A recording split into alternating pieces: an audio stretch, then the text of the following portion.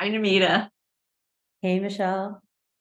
I'm here with Namita M. Modi, AIA LEED AP, Principal of Modi Architecture and Design, LLC. Namita Modi, AIA LEED AP, is the founder of Modi Architecture and Design, a full-service architectural design practice focused on private home commissions, residential development, and urban design collaborations in the New York City region. In her career, she has designed over 100 projects, a body of work that includes private residences, rural conservation prototypes, and sustainable compounds throughout the U.S. Her speculative design projects include ecologically driven installations for Open Air Lab, collaborative at New Incorporated, a museum-led cultural incubator in New York City. She is co-chair for the AIANY CRAN Knowledge Committee since 2019, where she has curated over several dozen programs that explore innovation in practice design and construction techniques emerging from custom residential design. She has served on several design juries nationally and has lectured at architecture conferences. She is also a mentor educator to emerging architects in her community and within a network of architecture schools in the Northeast. This year, Namita was appointed to the Dean's Council at Penn's Weitzman School of Design. She holds a BA from Barnard College and a Master of Architecture from the University of Pennsylvania and is a registered architect in New York, New Jersey, and Pennsylvania. Welcome, Namita. Quite an impressive resume. As usual, I think everybody's resume is impressive. That's impressive. Yes. So are you getting ready for the holidays? Yeah, well, the holidays are a little bit different this year for us. This is the first time we're not putting up a tree, which never happens in my household. But that means one less thing for me to do because we putting up the tree means me putting up the tree and getting the tree from wherever and getting all the ornaments from storage and putting up the tree. So I don't have that to do because we're traveling actually this year for 3.5 weeks. So hey, where are you going? Australia. You want to say you don't Australia? Oh my gosh. Yeah.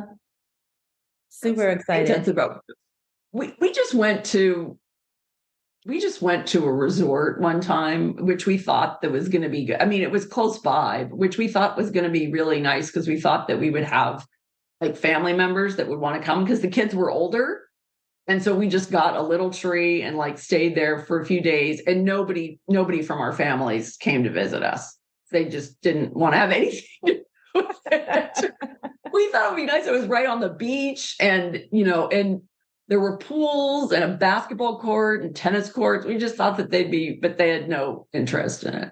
But if we went to Australia, we wouldn't have to bring anybody with us. So there'd be no disappointment there, I'm sure. You'll have a great time. It's going to be amazing. Yeah. Yeah. Hope we don't kill each other. We'll see.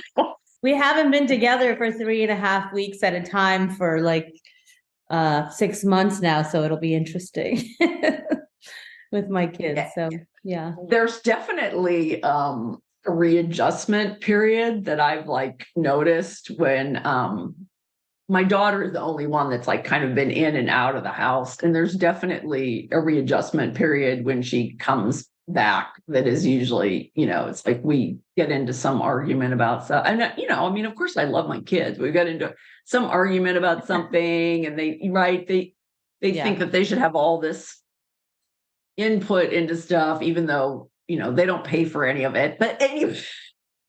They don't pay for any of it. I think that should input about everything and just but I think that you end up remembering like the good memories of it, the time, right? Like we took a photograph of us like in front of the lifeguard station that we still have, now that we have up around. So I don't know, it's just kind of nice. It was different. I'm sure you guys will have a great time. Yeah, I'm looking forward to it. Yeah.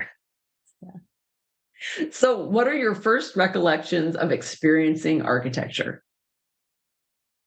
So I was thinking about this quite a bit because, you always wonder how far back your memory kind of goes. Like, do I remember? Because you look at pictures of yourself when you're 2 or 3 in front of buildings with your parents and you're like, I don't remember that, but I remember this photograph, right?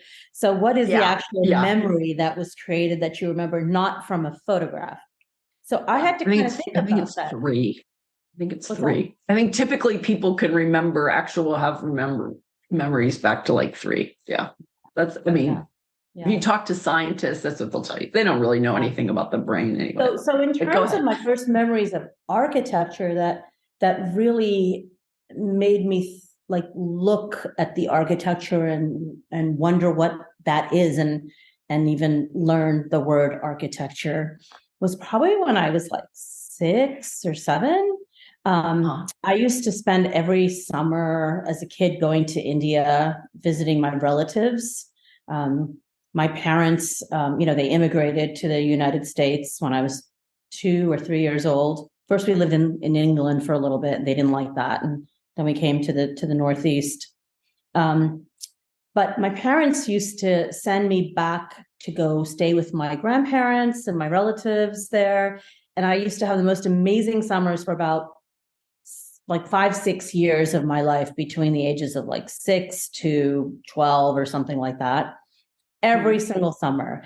And we used to take these trips across the country and, like mostly driving or like on a bus or something like that. So one of the trips that I took was up to see some of my relatives in Gujarat, which is like on the north, like central western part of the country. It's a very dry, arid kind of state. And Gujarat is actually famous for some of the architecture that's been built there, like step wells that are, I don't know if anyone who studied the ancient step wells of India, it's like that's where they are. It's also famous for this architecture school there that has a lot of collaborations with schools in the West. There's also a lot of beautiful houses and buildings designed by pretty well-known architects there. And I went to visit my mom's aunt, who was she's still alive, but she's not practicing, but she's pretty like well-known clothing designer. And she had this house that was the most amazing house that I ever saw in my life. I've never seen anything like this. And it was like a cross between something like, Le Corbusier's Villa Savoie and like something out of the Bauhaus, because it had like this whole industrial look to it. And it was a house that she worked in and lived in.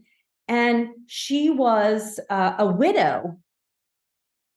And she was raising her family, and she had like 10 like women there working, doing all different kinds of, things with the fabrics and then the making of the garments. And it was like the main level, which was like a 3-story height, like windowed atelier, I would say practically, was her workspace. And then upstairs in the loft area and in the back of that is where they lived. I've never seen anything like that in my life. And I was so impressed by her that here she is, a 40-something year old. She's only 40-something years old. She lost her husband, and she had this amazing like career. She was basically like, making beautiful clothing and selling it all around the country and at trade shows and stuff. But her house was the most impressive thing I have ever seen. And I was so inspired by that. And I think maybe that's also why I got into residential architecture in the end, because it just moved me that first of all, a strong woman like that came up with this. I don't think back then, I didn't think to ever ask her, like, did you design it? I didn't know what the questions were to ask, but I'm sure she had a huge say. I'm sure there was an architect involved, which came from that region to build it. But it was like domestic architecture that I was most impressed by. And then, of course, when is Chandigarh by there or not? No, Chandigarh is further north. I mean, that's an interesting planned city that's like much further north in the Punjab area. Okay. So this is a little bit south of that and kind of like near the border of I guess like by Pakistan and like Afghanistan, that area. It's all it's on the western. It's dry and arid, the state. Yeah. Anyway, so that was the first thing I remember, like in terms of architectural space. I've never seen anything like that. And then my first several years of growing up in this country, in the States, I grew up in New Jersey, but my parents would always take me into the city. My dad used to take me to museums as a kid, and so I was always impressed by all the museums in the city that I would see. The Guggenheim and the old MoMA. Just open spaces. I've never seen open spaces like that. And I think even like my mom's aunt's house was like this big open space, and people weren't living like that in the, late 70s and early 80s. People were living in small little rooms and compartmentalized. So I wasn't used to seeing anything like that. And that's what really impressed me. Yeah. On the East Coast. On the East Coast. Yeah. I mean, eventually we made it to the West Coast and other parts of the country, but my earliest recollections were things I experienced either my summer travels in India or on the East Coast. Yeah, where things are small. Like I grew up in Pittsburgh, so of course, like the houses, I mean, now I go back and look and think like, oh my gosh, it's so small or like that. And I don't think that I don't live in a big house, and but there's just more property. It just seems, and right, it was a 2-story house with an attic and a basement, right? So it was kind of more, and more division of smaller rooms rather than kind of like bigger open space, more like, like in the 60s and 70s, they started to get in, especially like with the case study houses and kind of opening up rooms, to the outdoors. And because, right. I mean, if you're in Pittsburgh, it's like, you don't really want to go outdoors. Like most, you don't want that indoor because it's cold. Yeah. Although Pittsburgh has some nice parks and things like that, right? Yeah, no. Yeah. I know. I visited Pittsburgh and I was really impressed actually. The first time I went, not long ago, actually. No, I know. No, it is a great, I mean, it's a great place to be from, I think. But it's I don't know.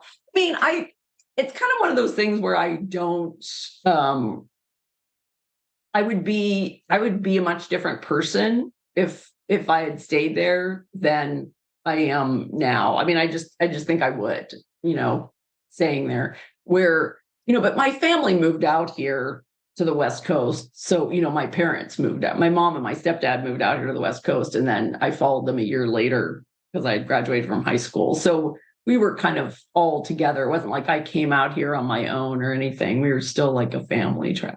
So there's really nothing left for us in Pittsburgh. We don't really have that many, much family or anything. Maybe a few people live there, but yeah, like we don't.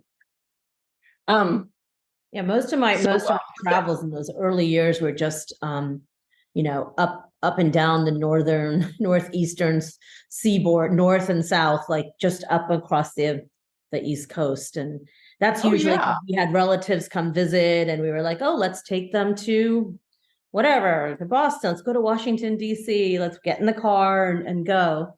And so most of my travels were like that until maybe when I was 13, that we took our first big trip to Europe. And then when my parents go to Europe, they go like all the way. We did like, I don't know, we did a 6-week trip and we went to like 8 countries or something crazy.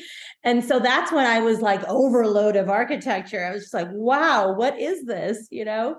And I was mostly impressed with all those limestone buildings in Paris. I was just like, wow, I've never seen such beautiful building after building after building, and it doesn't even matter like who designed it or whatever. They're all beautiful and beautifully kept. Yeah. Never seen anything like that. Yeah. Paris is beautiful. Yeah, Paris is beautiful. I mean, there's no doubt about it. Yeah. So, I mean, it's one of the most beautiful. One of my friends is like, when they finally went, after they had gone to architecture school or whatever, a while, and it was probably, I don't know, like it's right, he was in his 30s or something. He said, oh, it's like, oh, Paris, it's so beautiful. Now I know what people were talking about. And I'm like, well, I don't think that many people could be wrong about Paris. I know, right? Oh no, you're wrong. Paris is not You're beautiful. wrong. It's awful. Yeah. Yeah. And I went to New York City when I was in the 8th grade. The summer after 8th grade with Girl Scouts, and I loved it. And then I didn't go back until I went to the AIA conference, and then I went back there and I was like, oh my gosh, like why do I not come here more often? Like I just love it. So I don't know. I'd love to live there for a year actually, but I don't know if it's going to happen or not. We'll see. Yeah, I sort of take it for granted that I live in this amazing city with just beauty around me. Like my office, it's in one of those old Gilded Age buildings, near the turn of the last century, and all the buildings around my building are all of that style. And it's, you look at the cornices and all the like outside of my window, the reason why I took my office is because I have a statue of an owl. I'm in like the top level of my building where all these arches are, and in the middle of every arch is like a statuette of an owl. And when I saw it, my gosh, this is auspicious. I have to take this space.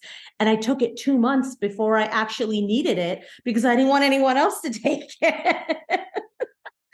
So I think it's beautiful. I take it for granted. Yeah. It's quite beautiful being in New York City. It's just yeah. And you have that traditional like paneled wood, but then or plaster, but then it's totally all white. I mean, I just love it. I just posted a picture on Instagram because there was this one that I just kept on seeing this picture of Arclinia. It was a kitchen on one thing, but like it's an old, right? It's just like an old classic room, and then it had this modern, just like strip of kitchen, and and I know, and I just love the photograph. I've seen it like 3 times right now. I'm like, okay, I'm like reposting this because I just like keep going back to that same photograph. I just love it. Yeah. Just the contrast of the old and the new, and I don't know. So, what are 3 classic buildings that you like and why? So, I mean, classic, we can also talk about going back thousands of years, right? So, it's whatever you deem classic. Okay, That's not classical. It's classic, like, so that maybe people will know. Though sometimes people will say, and I won't know them. Yeah. In New York City, I have always loved the United Nations building. It's a very special building because it's the only sort of freestanding tower has nothing around it because it can't, right? It has its own plaza. So it has a special, like, kind of unique situation. And that was one of the places that my parents took me to when we were young. And I thought, oh, the United Nations, this is like, I've never seen anything like this because it has a very sort of like European kind of feel to it. I didn't know what that was. Everything else in New York was like all like next to each other and tall and different styles. And this has got like no style, or like international style. I wouldn't say no style, but it's so different from any of the other buildings. And I'm like, oh my God, there's one whole wall with no windows on it. What's that all about? And when I took a tour of it, I've been there so many times. Like, I've taken my kids, and I went there as a kid, and when people come, I take them. It's just so beautiful on the inside. And what I love so much about it, it wasn't the responsibility of just one architect. It was 10 architects from like all around the world who put it together, right? Because it's the UN. It's not just the vision of one country or one person. And, it's supposed to be a workshop for peace, the whole building, right? That's what their motto is. And all the spaces inside are so interesting. When I was really young, I went in there, I just thought it was like so space age and like futuristic. And it was built in the 50s, right? But it just felt so forward thinking. And they have this little like, non-denominational, non-interfaith, whatever chapel, which was really beautiful chapel. and something like nothing I've ever seen before. And then where they have the forum is like, it's just, it was something so futuristic. I thought I was like on a spacecraft or something like that. And I love that building, and I still love it today. People are always like, oh, well, I don't know. Well, why do you like that? And what's up with that blank wall? And, what is it supposed to be? But to me, it just represents this, like, this coming of nations, and like this, 10 people had to come, and 10 countries came to envision this thing. And that, to me, and also because it was in a style that has actually no historical precedence. It's its own unique thing. To me, Yeah. I love history, and I'll tell you, my other buildings are all historical, but this is the one with no references to history in terms of style, and that's why I love it. Yeah. No, I that's one of the buildings that we saw in the 8th grade. I mean, it was probably, I'm sure that it had to be right, like, because we also went to on Broadway and saw Grease. Like, we're talking about 1978, but yeah. Wow. But I mean, I know that, I'm sure that we had to go to the United Nations building because, right, that was like more about what we were supposed to be learning about as a Girl Scout, Yeah. Yeah. But the materials in there, I mean, it's just so beautiful. The way they all come together and the details, it's like an homage to modernism. It's just, it's beautiful. I love it. Yeah. I feel like I need to go back there again now that I mentioned it. I haven't been in a while. So. Yeah. Right. Usually I like to take some. I'll meet you there. Yeah. Yeah. You should come. You said you need a trip to New York. I know. We'll go to the UN together.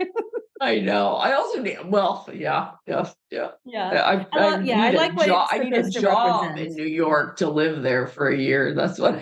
Yeah. Yeah. So what's the second one? Another building that I love is it's in Egypt. It's the temple for Queen Hatshepsut. And so I saw this when I was a kid. My parents took me there when I was 16. And I mean, I visited all of Egypt, but the most impressive thing was this temple to this, like, woman pharaoh, essentially. And I think she was like the only, or maybe the second pharaoh or something, but she like lived during a prosperous time. So she's remembered more than the woman who was there not during a prosperous time. But what I love about it is that it's this stone building that's carved into the side of a mountain. And it when you first look at it, it looks like the most modern thing you've ever seen. But it's like, from like 1400 BC or something like that. And it's old, super, super old. And this building, to me, is what I love about it is the story, her story, about Queen Hatshepsut, and how she pretended to be a boy for 20 years so she can reign as a pharaoh, and this kind of like crap she had to put up with to be a woman and be in charge of the entire kingdom. And she had to marry her stepbrother in order to get to that place. And it's like the stuff she had to do, like, yeah. That would not be, that would be a that would be a He's not even talking to me because of political reasons. Oh gosh. And I'm sure he never listens to my podcast, but yeah. Yeah.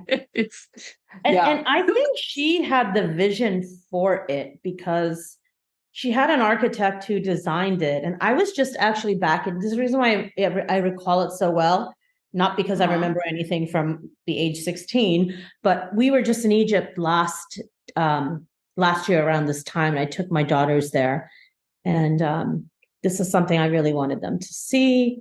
because, I wanted them to see this like fierce queen who like got to rule it during a great time and do amazing things, but she had to kind of, hide as a boy or pretend to be a boy or a man so she can do that. And it's bold.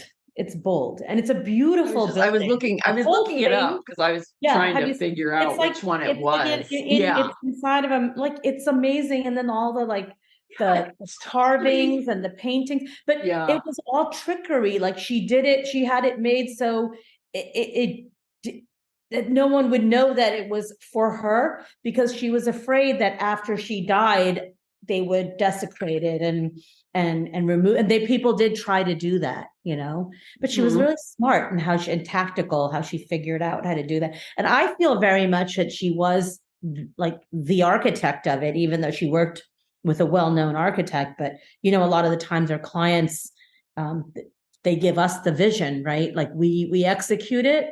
But it's like, okay, we put our name, we stamp and sign the drawings, but sometimes some things are executed better than others, because sometimes some clients have better visions, or just kind of know what they want, and those things come out better, those kinds of projects. And I feel like she was very much that person with her architect. So I love. I don't know if I would call it a building, but to me, it's a building. There are intricate spaces. Yeah, it's definitely a building. Yeah. I mean, she was buried in it, right? She was buried in it. Yeah. But they don't say, they don't know exactly where she was buried, because they didn't want, people to come loot her tomb or anything like that. So yeah. Anyway, it's an amazing story. If anyone, especially women, want to read about a fierce queen, she's the one. She's the one. Do you have photos of it then? Just send me photos. Did you take photos of it? Yeah, when I was there, yeah. Okay, yeah, I'll send you photos. So that's perfect. Yeah. With my girls. Like when people, well, because I can always pick photos, but the thing is, if people have actually been to the building and taken the photographs themselves, then it's so much better. Because, I can totally send. I don't know if I have current pictures of the UN, but you can I have current pictures of something halfway around the world, but not something down the street. Anyway. Well, why would you take it? Because it's down the street, right? Yeah, it's a little more than down the street, but yeah. Yeah. Another building. You have a third one? I have always loved was the Arab Institute in Paris. Do you know the early Jean Nouvel building from like the 80s? Yeah. And it's like a secular building that sort of represents just acknowledgement of like Arab communities, and just to get their art and culture out there. That's what it's about. But what I love about the building is it's like a box, and it's like a jewel box of technology from the 80s. And so I feel like it's one of the first buildings that I know of that started to look at technology in that way of like, dealing with the climate and the sun and shading, because all those little things that are apertures, it's like lined with like hundreds of these little aperture things that like it that open up and close according to the way the sun is hitting the building. So it controls all the light and heating within the building. I think a lot of them now, I think it's being refurbished because it's been a while, but many of them stopped working. When I was there like 5 or 6 years ago, I noticed that they weren't working, and they must have done a renovation of it, because all those things need to get fixed from the 80s. But I just think it's a great homage to technology, and it's a really beautiful building. These little aperture things, they're they look like something that those images that you would see in a lot of like Arab designs. It's got that like very intricate patterns, but they actually function. And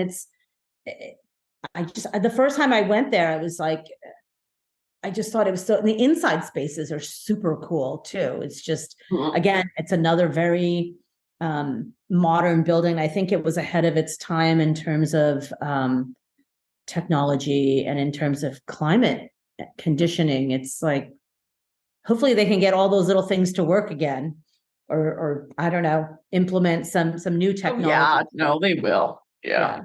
Yeah. I love that. Yeah. And I think people don't Yeah. really like notice it as, I think when it first opened up, it was a big deal. And then, like, you know, I guess Jean Nouvel has done so many other buildings, but that's my favorite building. Not that I have to have a favorite building of his. It just happens to be the building I like. It has nothing to do with him. You know, somebody else, the Joanna McBride, said that her favorite one was in his building in Abu Dhabi. I haven't been And there. she had seen Yeah. photographs, she had seen renderings of it before, and then Yeah. she was like, oh, I want to go see that building. And so she did actually go see it after it was Oh. built. And it impressed her as much as the initial photographs and studies. Yeah. Oh, Yeah. that's good. Yeah. Yeah. Yeah. Yeah. Yeah, I'm fascinated by like science and like technology and the motors. These were all motors that were put into this sort of, it's a kind of a brise soleil kind of apparatus. So it's like basically opening and closing the light into the building.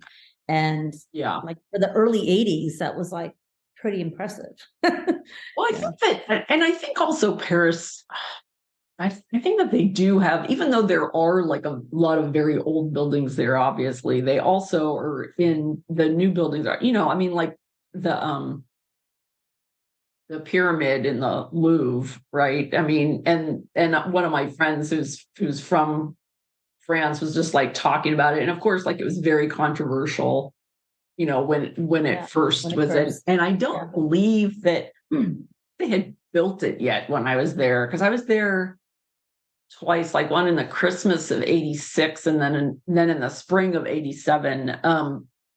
But you know, you also have like Pompidou Center, right, which is very high tech, you know, especially for the day that it was, you know, that was very high tech. And then one of our professors actually in Copenhagen, they did the building that's at the end of the boulevard that goes on in La Défense. That's all the way at the end of La Défense, and then it has like, it's like a big cube, but it kind of goes all the way. You can kind of see all the way through it. And they did these different,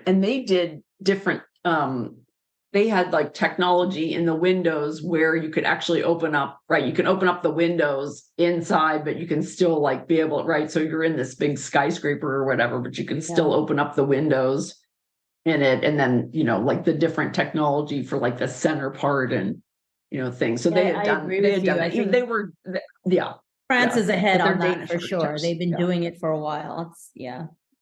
I like the Arab Institute because it's like a small building that's kind of like a little remote, and it kind of has a little bit of a residential scale to it. Once again, this is what I gravitate toward. I was able to comprehend the whole thing because it was small enough to do so. I think I'm still like, Pompidou Center is still like, you know, a behemoth that I need to go back several times to figure out. I know, I do like, so I mean, I mean, I don't know. I mean, I guess, I mean, some architects are like, oh, you know, residential architecture or whatever, it's so insignificant or whatever. But I really liked what Tom Kundig, he had actually said that same thing when we were in the Zoom call with him before he spoke, and just how residential architecture is kind of like the research and design lab for other bigger projects. And I really liked that aspect of it. And I liked your presentation that you did for CRAN that was all about what's the name of the mycelium. Mycelium, yes. Yeah, Mycelium. But that is one of the things that we do believe, Dennis and I, when we started the CRAN chapter, one of our focuses is what we call Res Arch Lab, which is Residential Architecture Laboratory. And we believe, like what Tom Kundig said, is that a lot of these things get developed in residential architecture because we also have this, ability to have these clients that also want to spend a lot of money on experimenting and designing this way, and they give us a lot of freedom and yes, resources to come up with these things that later will implement themselves in perhaps like larger scale buildings and projects, but starts kind of in residential work with that little. So we have this thing called Res Arch Lab, and that's what the mycelium project is about. It's about looking at using mycelium in residential application that can potentially become something in a larger application. Yeah.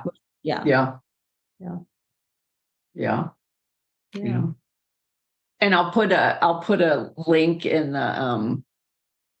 the blog, and maybe you can, if you wanted to give me some photographs of your presentation there, I could do that. So what do you like about being an architect? Every day is very different from the previous. I love, there's no routine. I love having one day be about these 5 things I got to do, and then the next day something completely different, and then I'm at a job site, and I love all the variety. I just don't like the mundane doing of the same thing. And I understand people have to do that in the early part of their career where you're just doing the same thing over and over again. Or if they're in a big office. Sometime I promise everyone who stays through it that you're going to be able to do all these other things and have the ability to sort of have that variety every day. And I mean, that's the general thing that I like about the everyday coming to work and having different things to do. It's not the same every day, but in general, I love my clients. I love the kind of work that I do. I love the rapport that I have with my clients. It's, residential work is very personal. So I really get into the sort of nitty gritty of their everyday life. And it's like I become part of their family, Like I have this one client that I had more than 20 years ago that I worked with when I worked with Dennis and at his firm, and I designed something, a house for them out in northeastern Pennsylvania on her family land. And then they called me back after I left, and with Dennis's blessing, I was able to work with them again. And I've been working with them for the last 5 years. So I've seen like their children grow up and have children. Now she's a grandmother, and it's like I'm part of that family. And there's always something, because they have a compound, there's always something to be done on that property. So I won't be, I finished one project, but I won't be surprised if I get another one, and I don't know, or in one of their other properties, somewhere else in the country, down the road. So I love my clients. I really appreciate them having, the trust and faith in me to design the most personal thing for them. So that is what I love. And that's why I don't really care to do other types of projects. It's like, I love the residential work. Something else comes around. Sure. And I think residential architects can do just about any other kind of project, but I don't think other architects that do other specialized work can do residential. No way. I know. Not as well as we do it. Right? Yeah.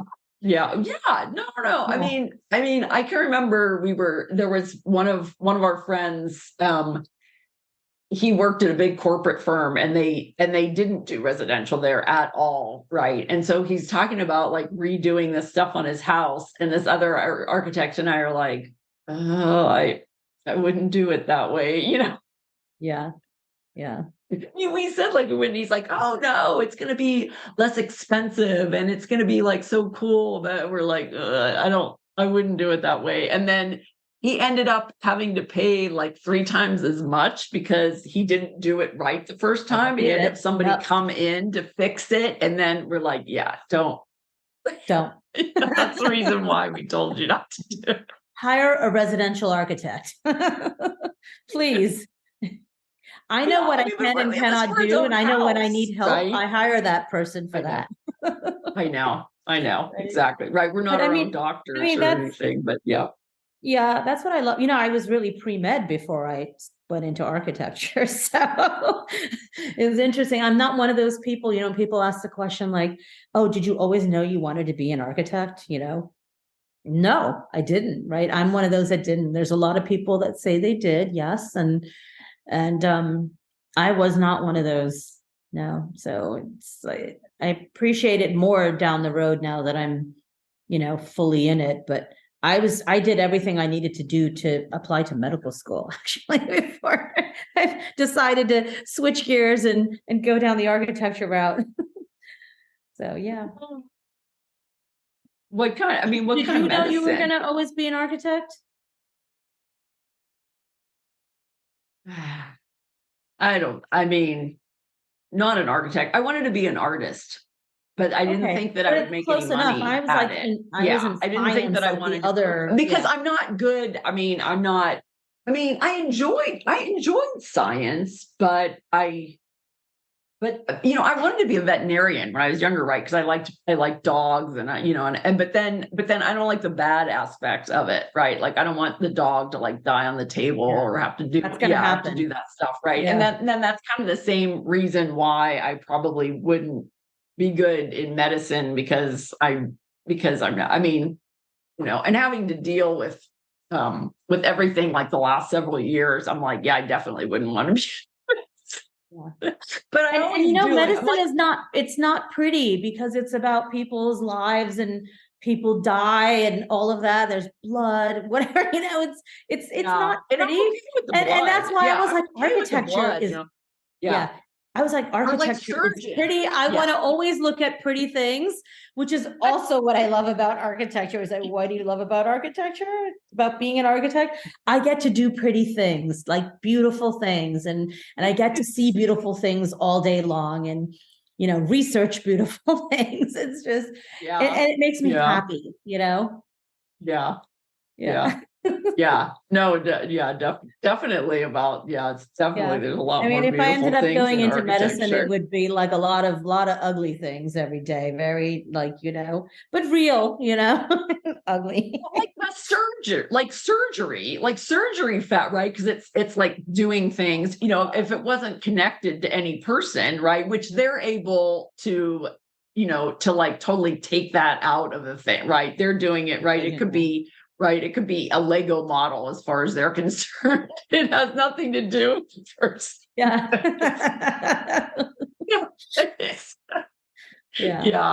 So that's like always fascinating. So then I decided to go. So I was pretty much new at like maybe eighth grade or something. And I go back and forth, Namita. I still do it now. Like, oh my gosh, do I really want to be in this? Like, what else? But then I'm like, okay, well, what else would I do? What else could I do? Like, one of my friends is like, I think it's a little bit too late to like to do that. I'm like, it's not true. There's maybe something else. And you can always be an artist if you're an architect. You can always be an artist, right? It's just being able to find the time to do it, I guess, but I don't know. So what would you like to say about the future of architecture? So the future of architecture, I always felt that even in the past, when one talked about, and I mean by the past, I mean like 20 years ago or whatever, 20 years ago, when people asked about the future of architecture, I was a lot younger then, but I already knew that it's it's really important to stay relevant in what you do and to make sure that architecture has relevance in people's lives. And I think it's really even harder now with AI and everything to stay relevant. Like, hopefully AI will not take over architecture.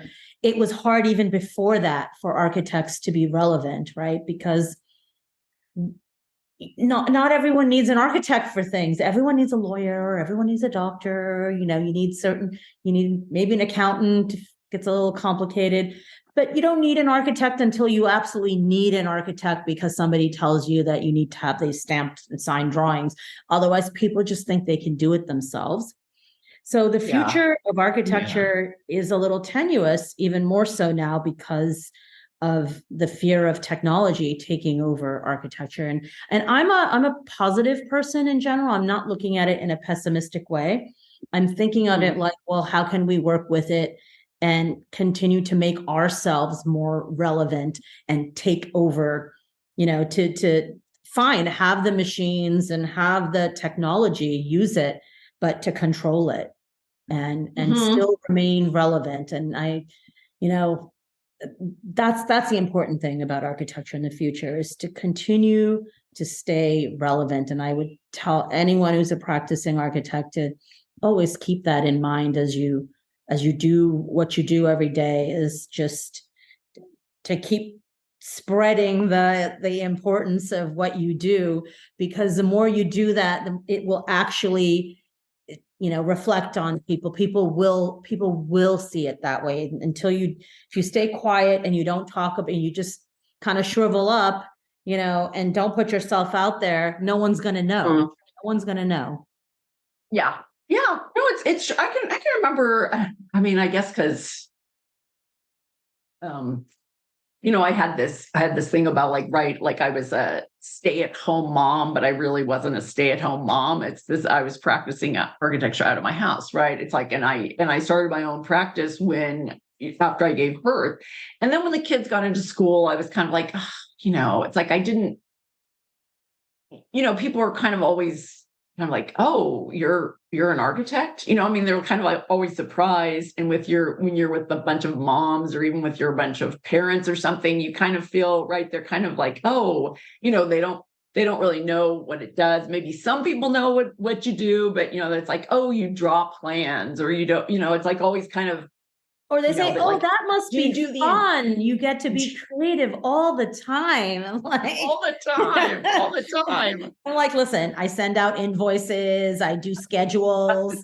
Oh, exactly. Yeah. Or like, oh, I mean, you and I, we design the interiors along with the exterior, right? And I think that some people are like, oh, you're just doing the exterior box or something, and then an interior designer would do that. And I said, well, no, actually, like we're designing from the, outside in, inside out. It's like more like the way that I was trained was kind of more the European approach, that you're like designing everything together. And it's not just about designing a box and then somebody else is decorating the inside, like you would a dollhouse or something like that. Yeah.